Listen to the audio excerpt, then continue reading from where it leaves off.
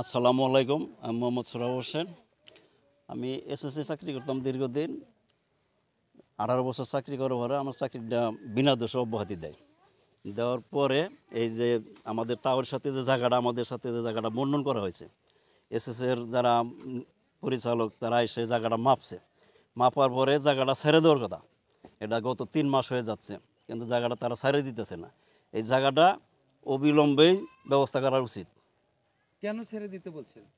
মানে জায়গাটা হলো আমাদের তাওয়ার, এটা মালিকানার জায়গা। মানে মাপছে যে মাপে কি হয়েছে? মাপে তো জায়গাটা আমার তাওয়ার ওই সীমানাটা আমার তাওয়ার জায়গায় পড়ে গেছে গা। যার কারণে ছেড়ে দিতে বলেছে। হ্যাঁ, ছেড়ে দিতে বলছেন। রাস্তাটা হলো আমরা 200 মানা নিতে হবে। এই হলো হ্যাঁ, এই হলো সিদ্ধান্ত। তারা সেটা মানছে না। না, তারা মানছে না। তাদের বক্তব্য কি, কেন মানছে না? তারা মানছে না। এখন তারা রাস্তা করে নিয়েছে, তারা এখন ওই রাস্তা ওইটাই বলক রাখতে চায় আর কি। রাখতে চায়। আচ্ছা। আর এলাকায় কারো কোনো জনদুর্ভোগ রয়েছে এই বিষয়ে কিছু জানেন? এলাকা তো দুর্বংশ, আমাদের গ্রাম একটা প্রতিষ্ঠান, আমাদের এলাকার কাউকে তারা মূল্যায়ন করে না।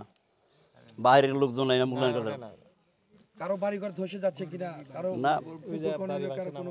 হ্যাঁ, আমাদের এই যে খালাতো ভাই হাবিবর, তার বাড়ি ধসে নামছে। তার বাড়িটা বাঁধে দেওয়া দরকার কথা।